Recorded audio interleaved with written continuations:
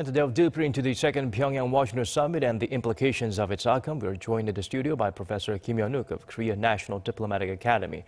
Professor Kim, thank you so much for joining us at this hour. Thank you. Well, first of all, there has been some mixed reviews of the summit. Your take on the result? Yes, it's definitely no good for having a meeting without an agreement. But I think that's because they have gaps still existing, has not been narrowed down with working level negotiations between two special representatives. North Korean expectations about the U.S. sanction lifting has been too high, and the U.S. expectation for North Korea denuclearization has not been made from the U.S. perspective.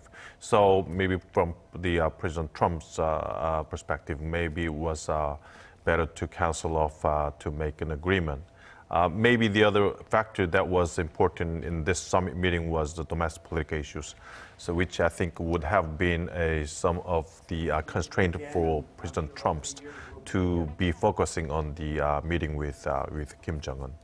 Right. It's been largely negative that the fact that it ended abruptly without an agreement.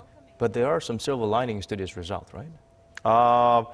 Yes, I think so. Even though that has been breakdown, maybe we can think about some of the positive side of the meeting, which means that maybe top-down approach, which has been the method of this meeting, was no good because that didn't give enough time for Steve Biegun and Kim Hyuk-chol to talk about the more of the agenda.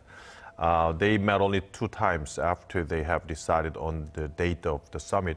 So maybe it's good to keep the momentum of maybe top-down approach. Might be good to continue the momentum of top-down approach. This does not guarantee a real substantial progress in the process of denuclearization and the peace in the Korean Peninsula. Right, and some were concerned that perhaps they were not very well prepared, or perhaps they should have prepared a little differently for the second summit.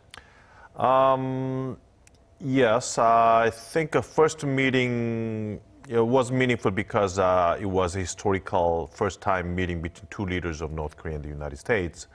But ever since that, they really had a hard time to coordinate their different positions. I think they need more of discussion in depth between people in charge of a working level discussion. I'm not sure Kim Hyuk-chol would be the same partner in North Korea. Someone has to be responsible for this kinds of breakdown in the summit meeting. But next time, I think some kinds of difference, change in the format, I think is something necessary. Because 2 sides still stick to their original positions. I think it would be good to have third-party counterpart to be joining the bilateral meeting, kind of changing it to the trilateral meeting. For example, South Korean counterpart in charge of the denuclearization issues in the Korean Peninsula, if he joins in the meeting and keep up the trilateral meeting, continue the role as a mediator, I think that would kind of be a new method and format for the more productive discussions about the agenda. You talked about the possibility of holding a bottom-up approach instead of the top-down approach, which could be more effective, but then that's not a very feasible option for North Korea, which has a rigid regime, right? Bottom-up approach is good this time or bad, because when bottom-up approach is something that North Korea and the U.S. has been doing, that historically they were doing that way. The working level people were talking, and if there has been some agreement, the level of people discussing all these issues have been upgraded into, for example, secretary level. That was the case in the Geneva Agreement. First, at that time, the person in charge of the discussion was, working level people, Kim Gye-gon from North Korea, and also at the time, Ambassador Galuchi from North Korea. They talked, and the level of people discussing these issues has been upgraded into the, foreign minister level. So I think it was helpful in stepping all the necessary issues and solidate all the discussions and agreements, and then go up to the level. But one of the weaknesses of these kinds of bottom-up approach is that whenever something happens, whenever discussion goes wrong in the real working level discussions, there is no more progress. So in that case, we need some kinds of outside momentum from a top leaders. So I think it would be good to mix these things together because we depended upon Trump's initiative and Kim Jong-un initiative, which means top-down approaches. But at the same time, thinks that working level discussions and progress in the agenda coordination is also at the same time very important. Right, a little bit of the old and new style, and also being prepared a little differently. For the next time they meet, how should they approach the summit? I don't know. Maybe the role of President Moon Jae-in is becoming more and more important. I don't think Kim Jong-un and Trump is ready to accost each other. They would not talk to each other first. I mean, they're waiting for the other party to come and talk to himself.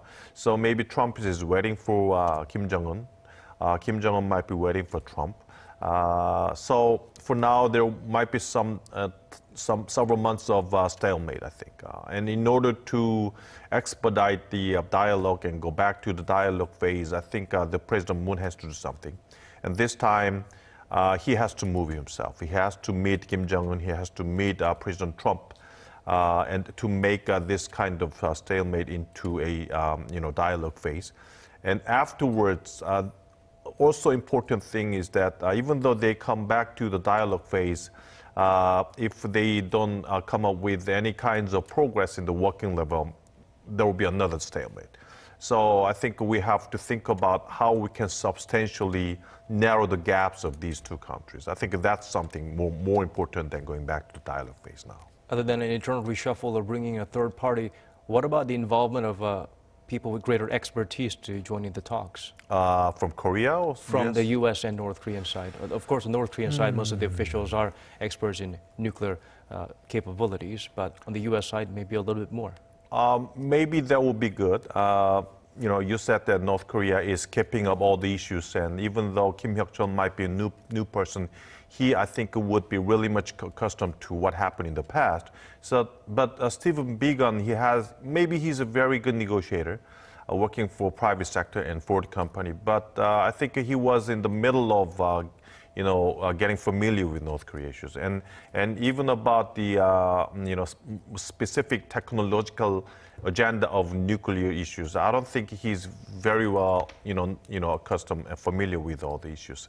So, but I think nevertheless there are some people aiding him about a specific and detailed issues and knowledge of how nuclear issues and how nuclear disarmament issues are about.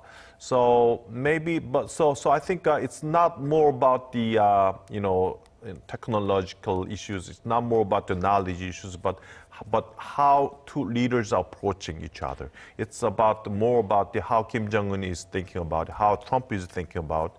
So whoever comes as real negotiator, I think it's top leader's role is still very important, I think. Right. It'll be another challenge for the officials to convince the leaders at one point. Let's go back to President Donald Trump's press conference after the summit. It was usually what you expect from Trump, but at the same time, some new elements were there. What elements? New elements, as in there were the mannerisms and the words he chose, and he seemed a little bit more reserved and careful.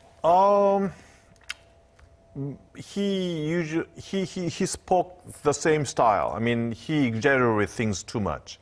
About the sanction issues, he said that North Korea requested sanctions to be lifted in entirety, which I don't think is true. I mean, maybe what North Korea, Lee Yong-ho came back in the night and had an interview with press, and he retorted that it's not true. What President Trump has mentioned is not true.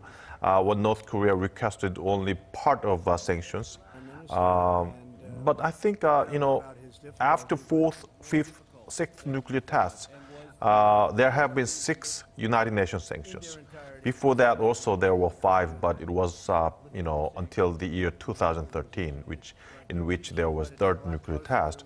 So I think the focus that is, North Korea has been paying attention to were the ones that happened after the year 2016 and 17. And out of 6 United Nations sanctions, Security Council sanctions, North Korea was requesting that some of the sanction agenda that's related to the economical situation of North Korean people in the 5 United Nations Security Council resolution-related sanctions should be lifted. That's what North Korea has requested to the United States. But when you look at what's inside those sanctions, most of the sanctions that's related to the North Korean people's economy are the majority of sanctions, contained in the United sanctions. So maybe from perspective of President Trump, North Korea is requesting a lift of most of the sanctions that happened in 2016 and 17 in response to what North Korea is promising, that it would dismantle the Yongbyon facilities.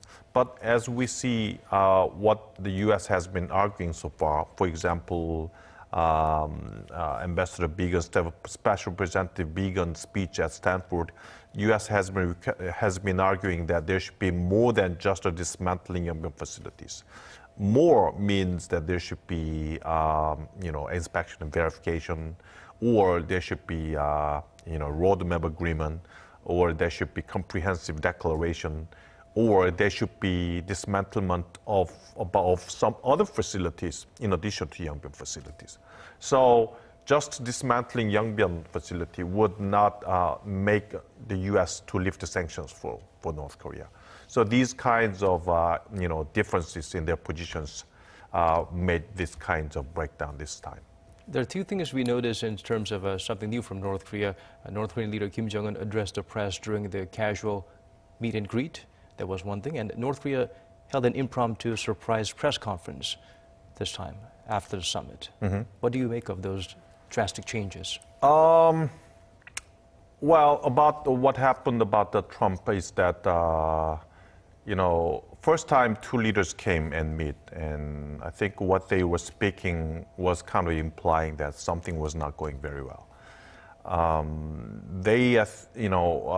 According to President Trump's press conference, I think the draft agreement was ready already. But maybe after Began and Kim Hyok-chol made the draft agreement, there might have been, they might have reported that agenda, that agreement to, Secretary Pompeo, and Pompeo might have reported that to President Trump, and maybe President Trump was not satisfied with that agreement. So even before Trump arrived in Vietnam, maybe he might have been thinking that, okay, fix that agreement or I'll just move away from that summit place. I think that was some kinds of thinking that President Trump was having before he comes to Hanoi. So when 2 leaders met, what Trump was saying is that speed is not enough. He'll have several more meetings even after that meeting. And Kim Jong-un was saying is that, okay, 5 minutes are enough, 5 minutes are enough. Foreign minister next to Kim Jong-un was saying to the press, hey, press, please go out of this room. We need more time for talking. So I think even from that time, something was not going very well. And yes, I think North Korea, delegates decided to have a press conference because I think they need to clarify their positions vis-a-vis what Trump said about the fact that North Korea requested lifting entire sanctions. So the impromptu press conference by the North Korean delegation was coming more out of a frustration on the contradiction rather than a desperation to try and keep an open channel to the rest of the world that they're still willing to talk? I think North Korea, regardless of press conference, they want to continue talking with the United States. Maybe Kim Jong-un might be very much disappointed. Two possible pathway options in the future. First one is that as Kim Jong-un spoke in his New Year's speech, he might go back to a third option.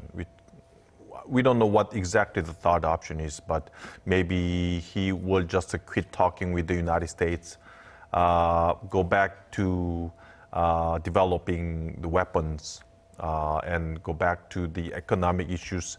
They will just struggle and keep developing economy by themselves. That's first option, but that's too risky. In that case, that happens, I think Trump would change their policies towards North Korea, go back to maximum pressure, maybe possibly think about some military options in the middle of the dire domestic political situations that Trump has to face. So maybe I think the biggest possibility for North Korean leader Kim Jong-un is to continue the dialogue momentum with the United States.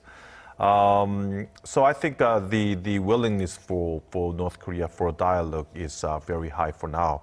But still, nevertheless, I think Kim Jong-un wanted to have a press conference because according to the press conference that was made by Pompeo and Trump, things seemed from the eye of press and international community that the reason that the summit was broken down is because North Korea was not ready. North Korea was arguing too much to President Trump with not much progress in denuclearization. And maybe Kim Jong-un might have thought that that's not true, need to clarify that. What North Korea requested was something justifiable, and from the Kim Jong-un's perspective, requesting sanction lifting vis-a-vis Yongbyon facility dismantlement, that was a reasonable request from Kim Jong-un. All that kind of things to be clarified in the press, I think was the purpose that Kim Jong-un wanted to have a press conference. Going back to Donald Trump's press conference, what do you make of the fact that he actually tried to stick up or defend the North Korean regime by saying that there needs to be no more stronger sanctions, that the people are suffering, and the fact that when they were discussing human rights issues, he talked about how the Auto Wambeer incident was an isolated one, that it's not in the responsibility of the North Korean leader? Yes, I think that's some kinds of implication that he also wants to continue the dialogue with North Korea. Yes, you're right that about the Auto Wambeer case, President Trump mentioned that, talking about the Auto Wambeer cases and human rights issues in North Korea, he at the same time said that maybe Kim Jong-un didn't know that. Kim Jong-un did not order this, but things happened. So by saying that he is trying to make it not the responsibility of Kim Jong-un, but just what general human rights situation is about in North Korea. So I think by saying this, President Trump also wants to continue the dialogue with North Korea, because President Trump initiated his dialogue with North Korea and wanted to, solve the North Korean nuclear issues, which has not been solved by previous government. So the best option for him is to make this dialogue successful. Breaking and stopping the dialogue with Kim Jong-un means that he's admitting that he has taken a wrong pathway. He has taken a wrong policy towards North Korea. But he doesn't like that. He wants to make this dialogue successful. So in order for that, I think he thinks that there is still a possibility left that he can make this dialogue successful and solve the nuclear issues in the Korean Peninsula.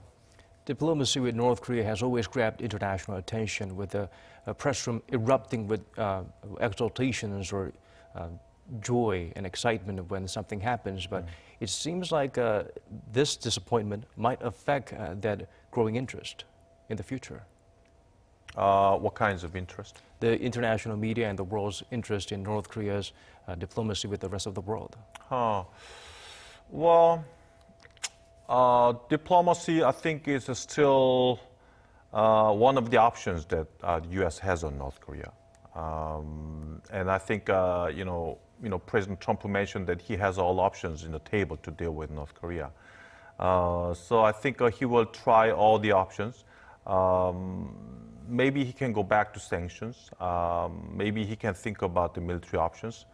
But I think, still possibility is there that he can stick to the diplomatic maneuver with North Korea. What about the perspective and expectations of the media and the other parts of the world that's not directly involved in the summits and the negotiations?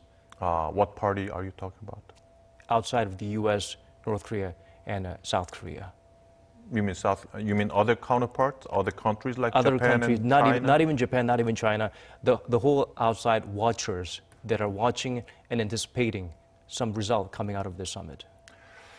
Well, I think they fundamentally, supports these kinds of diplomatic efforts by President Trump.